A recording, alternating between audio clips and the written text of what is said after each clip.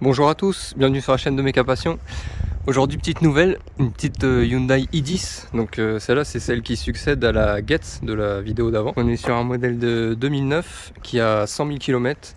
Je crois que c'est une deuxième main, il faudrait que je regarde. Là on est sur le 1,2 litre essence 77 chevaux je crois, 16 soupapes. Je peux vous dire que ça marche plutôt bien comparé au moteur 1 litre ou 1 litre 1 là, qui ont un peu de couple en bas régime mais que quand vous appuyez sur l'accélérateur en fait il se passe rien. Et bah là justement il y a ce qu'il faut, il y a de la pêche. Franchement c'est un bon petit moteur, c'est moteur à chaîne, on verra après. Celle-là je l'ai payée 2300 €, donc elle a 100 000 km. Je crois qu'à l'Argus elle cote dans les 4005 ou voire même un peu plus avec ce kilométrage. Ah voilà, on va faire le tour comme d'habitude, voir ce qu'il faut faire et voilà quoi. Déjà ce qu'on peut voir c'est qu'elle a les feux à faire, ils sont plutôt ternes et on va voir que l'ancien proprio m'a donné un kit de rénovation que je connais pas, donc ce sera l'occasion de tester. On peut voir qu'elle a les anti-brouillard avant. C'est une 5 portes, donc ça c'est pas mal.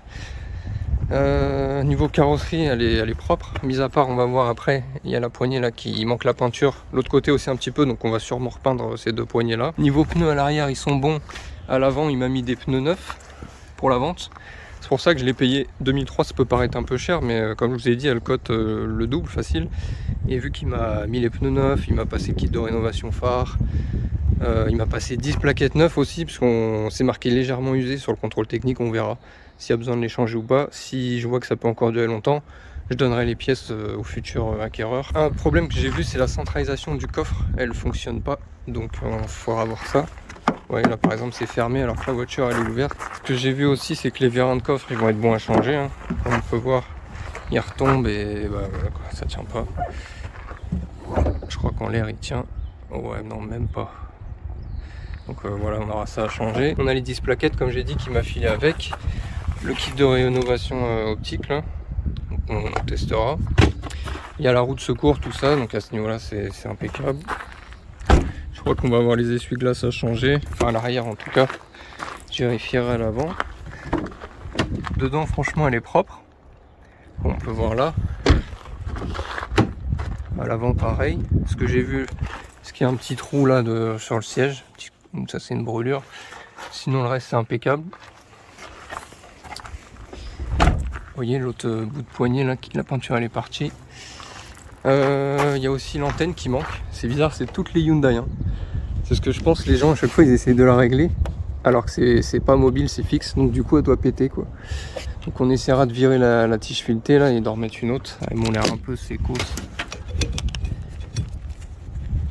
Ouais. Bon, on changera tous les essuie-glaces. On va voir un peu à l'intérieur au niveau des options qu'elle a, tout ça. Donc elle a la climatisation, elle a les rétroviseurs électriques, les 4 vitres électriques, ça c'est plutôt rare sur une petite comme ça. Voilà, la 101 167 exactement. Je vais vous montrer la baie moteur. Sinon franchement mécaniquement, même en roulant ça, j'ai pas senti de problème particulier. Donc on va voir ce qu'on va lui faire, à mon avis il n'y aura pas grand chose. Même au niveau du train et tout je ressens rien.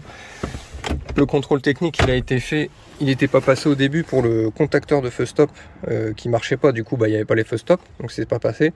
Il l'a changé, il l'a repassé et du coup elle est passée au contrôle.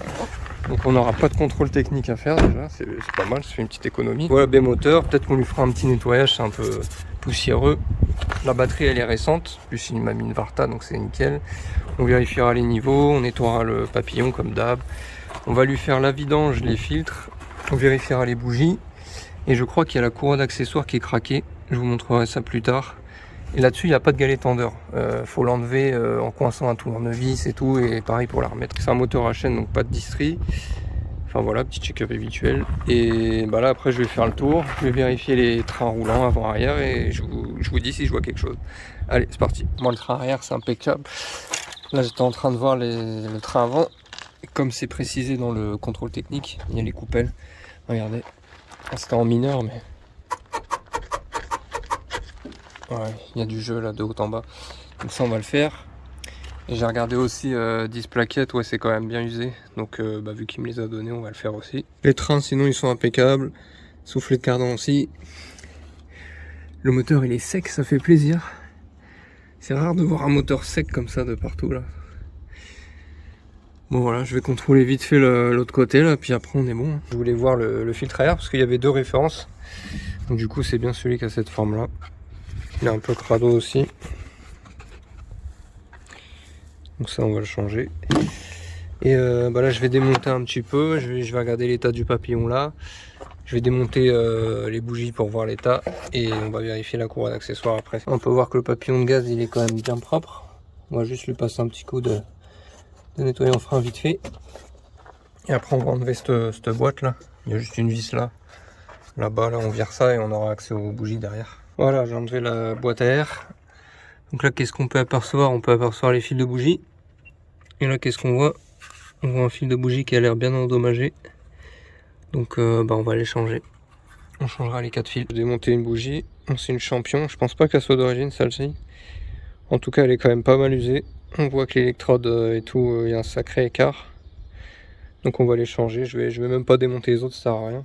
Je vais les changer directement. Donc on peut voir le disque, il a un beau rebord. Après ça reste acceptable. On peut voir que les plaquettes elles sont quasiment neuves. Donc à mon avis ils avaient mis des plaquettes neuves sur des disques un peu usés. Moi ça me fait un peu chier de laisser ça comme ça. En plus moi il m'a passé les 10 plaquettes neuves. Donc on va les changer, hein. Tant pis, on peut pas mettre ces plaquettes là sur des disques neufs, hein. C'est pas terrible. Allez c'est parti.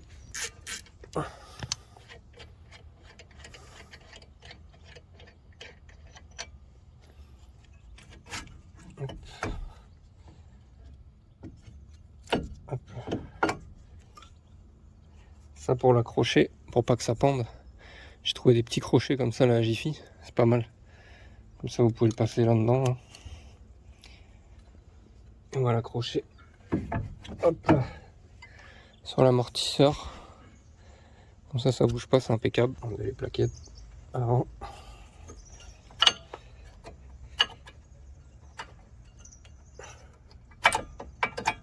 Oui. Comme vous pouvez voir, elles sont quasi neuves. C'est dommage, mais bon. Hop là.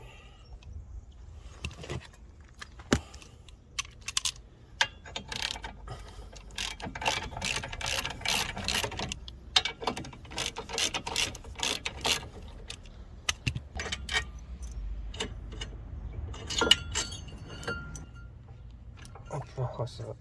Elle est venue. Elle aussi, ouais, c'est bon. Elles n'ont pas été serrées comme des fous.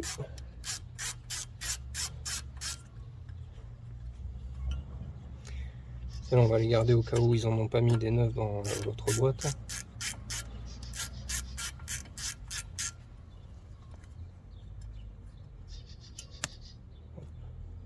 Hop là. Voilà. Je sais pas si on va voir là le petit rebord qu'il y avait. Ouais, vous voyez au bout là. Voilà, légèrement usé, mais ça va encore, ça aurait pu rouler. Ah, je vais brosser la portée.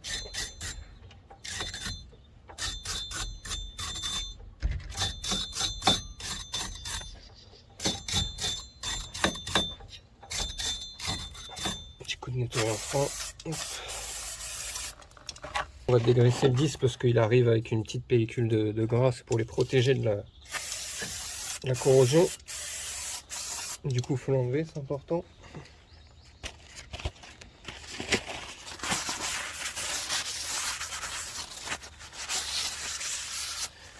Des deux côtés.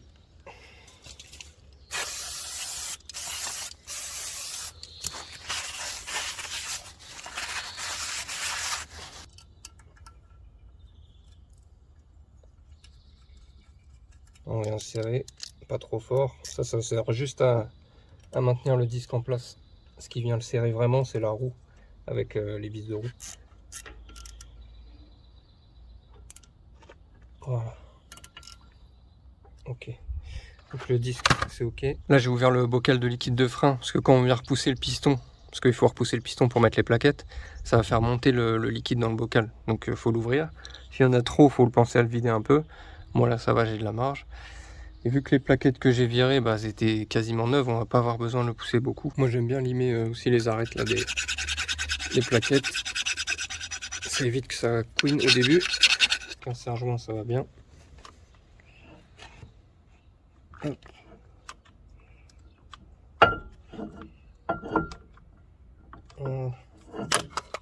Là il est rentré au max comme on peut voir. Moi j'aime bien mettre un peu de frein filet sur les vis qui maintiennent le support d'étrier. Ouais, juste comme ça suffit. Hein.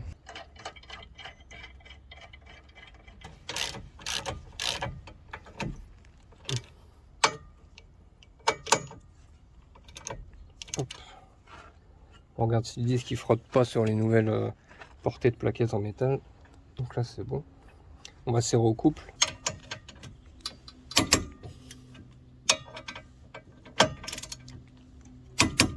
Là je vais graisser un peu la portée des plaquettes. Juste à ce niveau-là, là, pour que quand elles coulissent dans ça, là, que ça accroche pas. Alors, on est bon.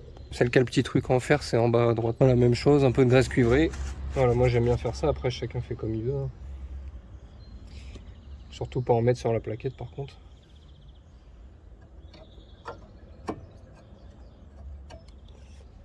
Voilà. Là, on est bon. On va pouvoir remettre l'étrier en place. On va remettre aussi un peu de graisse ici. Sur le coulisseau, là. Voilà. C'est un peu sec. Ça, c'est ce qui va servir à... Vu que c'est un étrier flottant, il coulisse en fait. Hop. Hop là. On vient reclipser le petit caoutchouc du coulisseau. Voilà. Donc là c'est terminé. Là je vais presser plusieurs fois sur la pédale pour venir écraser un peu les plaquettes. Et tant que je suis sur les pneus là, ce que je viens de voir, un truc, je sais pas si vous savez, mais sur les pneus neufs, ça a soit un point jaune, soit un point rouge, soit les deux comme là, ou soit rien du tout, ça dépend. Et en gros c'est des points d'équilibrage. Donc le point jaune c'est le point léger du pneu, et le point rouge c'est le point lourd du pneu. Et ça c'est jamais respecté. Et dans la logique, le point jaune, il doit être au niveau de la valve, vu que la valve c'est le point lourd un peu de la jante. Et quand vous avez un point rouge, vous devez le mettre à l'opposé de la valve. Et vous voyez là, la valve elle est là, et il y a le point lourd, donc ça va pas du tout. Ça devrait être le jaune qui est ici. Mais bon, moi j'ai oublié de filmer le côté gauche, mais ça y est, c'est fait aussi. Donc ça c'est impeccable. Vous voyez après le liquide il remonte. Donc là il va falloir le vider un peu pour que ça retombe au niveau max. Et là il a une sale gueule, on verra si on fait une purge ou pas. Et là je vais attaquer la rénovation de phare. Donc ce kit là je le connais pas. Donc on va voir si c'est bien ou pas quoi. Moi je vous fais un petit avant après comme d'hab. Allez. Donc c'est beaucoup mieux hein, comme on peut voir. Par contre le kit là qui m'a donné avec, je vais vous dire la marque. Alors ça faut surtout pas acheter, hein. C'est de la merde, j'avais commencé avec lui. Alors à mon avis c'est un problème de calibrage de grains de ponçage, je sais pas. Mais il me les avait tout rayés et tout, j'arrivais vers la dernière étape, enfin, c'était de la merde quoi, ça a fait un résultat de merde. Et du coup j'ai pu rattraper moi avec mon ancien kit que je prends d'habitude, qui était pourtant usé mais qui a quand même donné un meilleur résultat que l'autre. Donc bon, là je vais commencer la peinture des petits éléments. Donc il y a ici, ça je vais le repeindre. Et les deux poignées là et de l'autre côté. Allez c'est parti. Moi, je viens de finir de peindre. Donc là la bande, bah nickel. Hein. Ça rend plutôt bien. Après la poignée là. Du coup j'ai peint le petit bout là. Donc impeccable. Par contre là quand j'ai masqué tout le tour, le scotch en l'enlevant ça a arraché l'ancienne peinture. Putain. Je suis dégoûté. Donc je verrai plus tard. Ça en tout cas là pour l'instant j'ai la flemme. Et l'autre côté impeccable par contre. L'autre côté c'était toute la poignée. Là j'ai repeint ça là. Voilà, c'était pas le petit bout là, c'était ici. Donc là par contre, résultat impeccable. La teinte, on voit même presque pas la différence. Voire pas du tout. J'ai percé l'antenne qui était cassée dedans. Enfin, c'est pas très centré, bon c'est pas grave. Et du coup j'ai refait un taraudage à l'intérieur. Qu'on verra, normalement ça ira avec la nouvelle. Là j'ai démonté pour voir la serrure du coffre du coup. Donc elle, il y a juste une masse qui arrive dessus, donc je pense pas que c'est là. Et là on a le moteur. Et je regardais s'il y avait du jus qui arrivait. Donc regardez, il y a bien du jus qui arrive, il y a une petite impulsion. Donc je pense que le jus arrive bien au moteur. Donc, je pense que le problème vient de lui. Donc je vais en trouver un d'occasion et on essaiera. Je reviens de la casse, là j'ai trouvé mon petit revêtement intérieur qui manquait. Si vous voyez, c'est pas terrible quand on voit les trucs dessous. Voilà, impeccable. J'ai trouvé mon petit moteur de serrure de coffre. Donc on va essayer. J'espère que c'est ça, je l'ai payé 30 balles, on verra. Bon, Bah, mauvaise nouvelle, ça marche pas. J'ai essayé truc fermé et tout, rien à faire. Je vais inspecter les fils, hein. À mon avis c'est fils. J'espère que c'est pas la gâche parce qu'elle a quand même un fil. Et j'ai pas voulu la prendre parce qu'il me le faisait aussi 30 balles, donc j'ai dit non. Donc je vais inspecter les fils et surtout à ce niveau-là, parce que quand il y a des fils qui se coupent, c'est surtout à la liaison là. Bingo, j'ai trouvé, hein. Comme dans tous les problèmes que j'ai eu dans le même cas, ça vient bien de la gaine ici. Regardez un petit peu, il y a au moins 5 fils de coupé je crois, voire 6. Donc c'est sûr que ça pouvait pas trop bien marcher. Et c'est pour ça aussi que j'ai l'essuie-glace arrière, il fonctionne mais il revient pas en position initiale tout seul. Je suis obligé de m'arrêter avec le Komodo pile poil en bas pour qu'il se mette en bas quoi. Donc à mon avis ça vient aussi de ça. Je viens de terminer toutes les soudures. Donc j'ai mis de la gaine thermo. Quand j'oubliais la gaine thermo j'ai mis du scotch. Ouais donc il y en avait plus que 6 hein. Je crois qu'il y en avait bien 8 de coupés. Et donc là ça y est, ça remarche enfin. Voilà, impeccable. Et j'ai essayé l'essuie-glace aussi, il remarche bien. Il revient bien à sa position initiale, donc ça a résolu ce problème là aussi. Et à mon avis, vu le nombre de fils coupés qu'il y avait, le dégivrage arrière il devait pas marcher. Donc je testerai. Vous voyez, il y a un fil de dégivrage là, il y en a un autre là-bas. Ouais. Vu le nombre de fils qu'il y a qui partent là-bas, c'est sûr que ça devait pas très bien marcher. Bon, j'ai reçu le carton de pièces, hein. On va voir du coup qu'est-ce qu'on va lui faire. On a le filtre habitacle, le filtre à air juste ici, l'antenne, on va voir, il n'y avait plus d'antenne, j'ai refait le filetage, on va voir. Les coupelles d'amortisseur avec leur roulement, les 4 bougies, la courroie d'accessoires parce qu'elle est craquée, le filtre à huile, les 3 essuie-glaces, les câbles de bougie, il y en a un qui est pas beau, et les vérins de coffre. Allez, c'est parti, je vais commencer par les petits trucs là, les petits vérins, la petite antenne, et après on attaque la mécanique. Allez, c'est parti. Allez, ça tient pas. Voilà, il tient mais il remonte pas tout seul, on peut se le prendre dans la tête, c'est pas cool. Hop là. On va tester maintenant.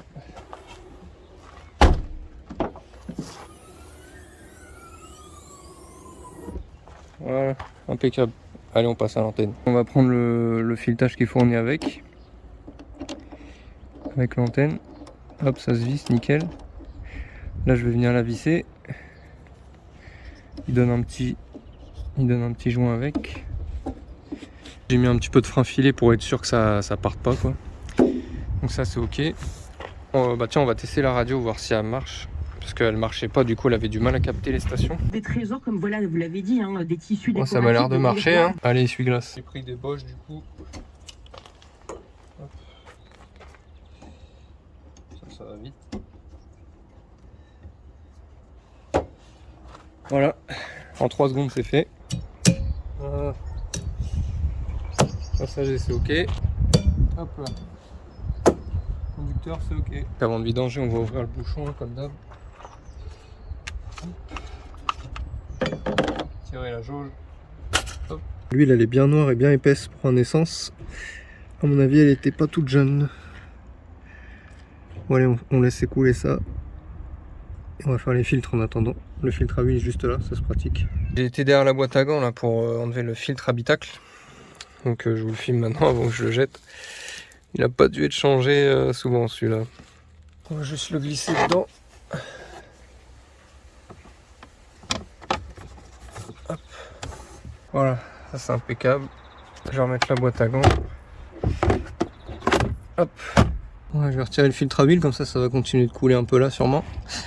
Et j'ai vu que ils avaient serré à la main avant, donc ça c'est cool. Ça fait plaisir. Ouais, ça coule. Vu que le filtre est à la verticale, du coup je l'ai rempli. C'est mieux.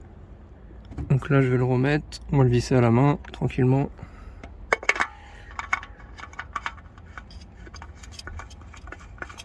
J'ai pris un filtron. J'aime bien cette marque là.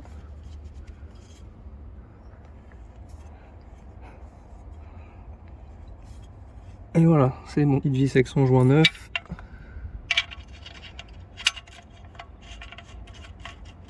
Hop.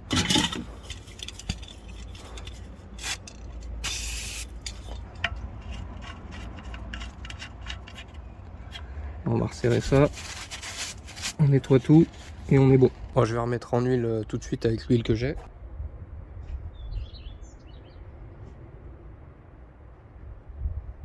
Je vais les faire un par un pour pas me tromper dans les fils de bougie, même si normalement tu peux pas te tromper vu que plus c'est éloigné, plus le fil est grand. Mais c'est surtout pour pas se tromper au niveau de la bobine, là. Parce que chaque cylindre a un ordre d'allumage, etc. Si vous vous trompez, elle tournera soit très mal ou soit pas du tout. Donc on va bien remettre au même endroit petit à petit pour être sûr de pas se gourer, quoi. On va juste vérifier que le téton ici c'est bien vissé. On va vérifier l'écartement de l'électrode ici et graisser un peu la graisse cuivrée là. Sur tous les paquets de bougies, ils vous disent hein, le couple de serrage souvent, donc là entre 15 et 25. Bon, moi ça je le fais pas à la clé dynamométrique, je le fais à la main comme ça. Et l'écartement, donc 0,9. Donc on va prendre la cale de 0,9 et on va vérifier l'écartement. Voilà. Si c'est un peu serré, ben on force pour que ça rentre. Et si c'est trop lâche, il faudra venir tapoter cette petite électrode pour accrocher là et refaire l'écartement comme il faut. Donc là j'ai forcé un petit peu. Donc celle-là c'est bon et on fait ça avec les trois autres. Allez. Celle-là c'est celle qui est moche là, qui est déchirée. Donc là dans l'ordre c'est la première là-bas. Hop là. Je vous remontre un peu l'état du fil. Si ça fuyait pas déjà le courant, c'est un miracle. Mais bon là ça ne serait tardé quoi, c'était pas le cas. On verra les autres fils, mais je crois que les autres ça va. Voilà, comme je vous avais montré, elles sont quand même un petit peu usées. Je vais vous montrer par rapport aux neuves. Vous voyez, en fait la petite électrode à gauche là, elle s'use. Et du coup bah l'écartement augmente avec le temps quoi.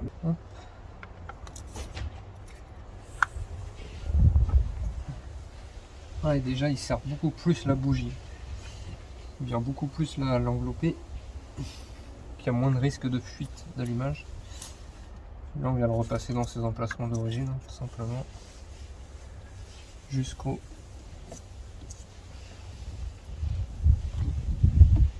la bobine. Ouais, le câble est un peu plus long mais bon, c'est pas trop dérangeant. Vous voyez par exemple le deuxième, il suit pas le premier, il va au dernier. C'est pour ça qu'il faut le faire dans l'ordre, je trouve que c'est mieux.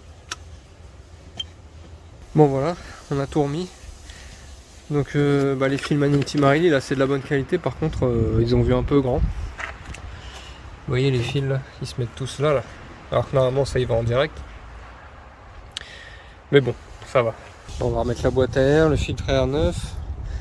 J'ai pris un pur flux.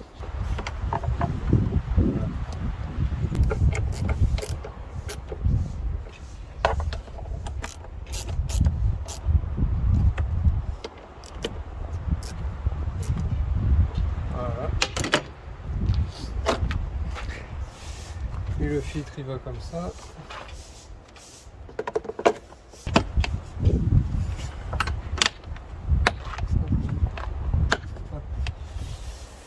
Voilà, bon, là on va juste resserrer au niveau du papillon.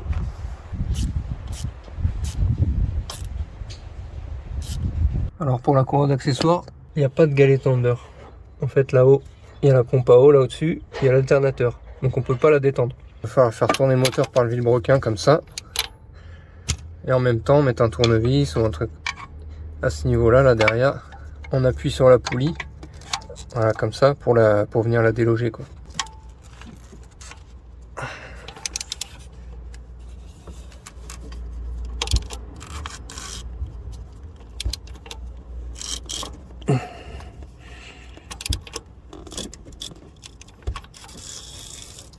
Vous voyez, hop, et en tournant, elle va se barrer toute seule. Voilà. Bon, c'est pas très compliqué en soi. Hop. Et vous voyez dans l'état qu'elle était, toute craquée, elle est morte. Et ça c'était la Hyundai, hein, je crois que c'est marqué dessus. Ouais, la Kia d'origine. Donc elle en avait besoin. Donc là je vais la comparer avec ma Bosch, là, la neuve, voir si c'est les mêmes. Et on remonte ça direct.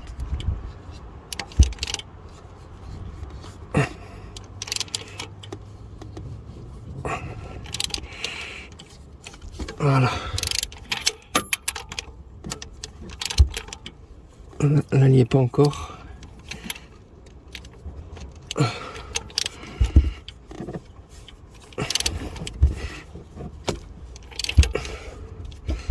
Elle n'y est pas tout à fait là sur le vilebrequin. Du coup en refaisant un peu levier à ce niveau là, elle est bien dedans. Donc là elle est bien dedans. Dans la clim aussi, le pompe à eau aussi, l'alternateur. aussi. Donc ça c'est ok. Donc là on va pouvoir attaquer les coupelles.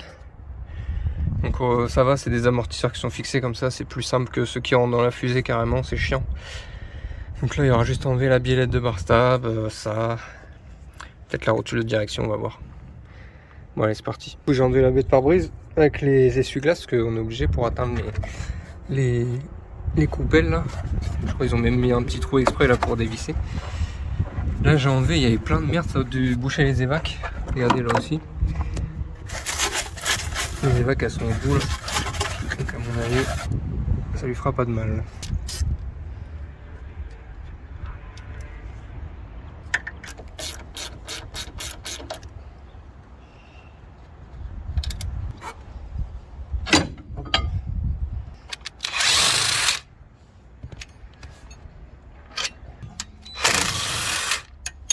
Deux. Là il va tomber, ça rien. Voilà.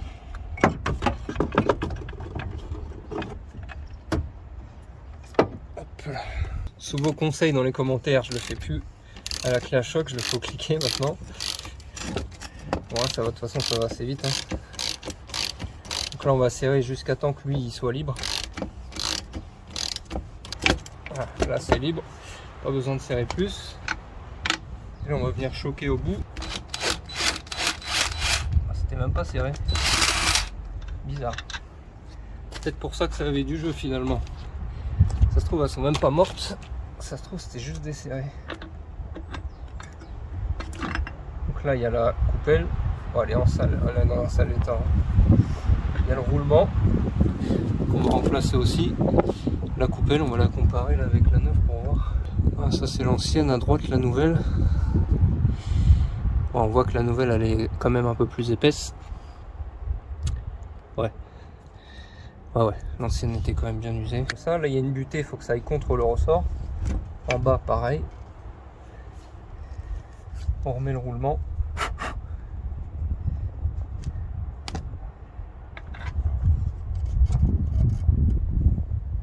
Voilà. Hop.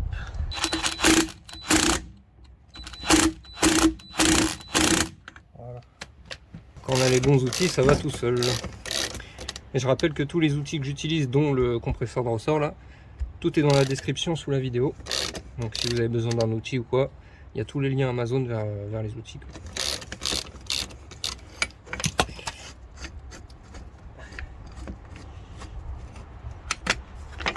Et voilà. Donc là, on est bon. Il n'y a plus qu'à remonter.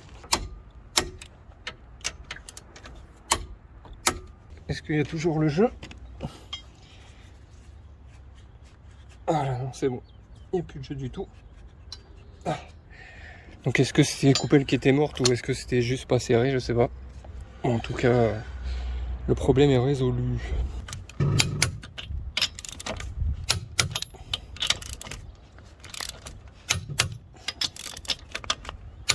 Je viens de finir la coupelle côté gauche.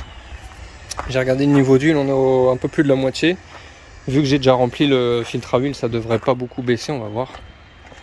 Déjà on va voir si ça démarre. Allez.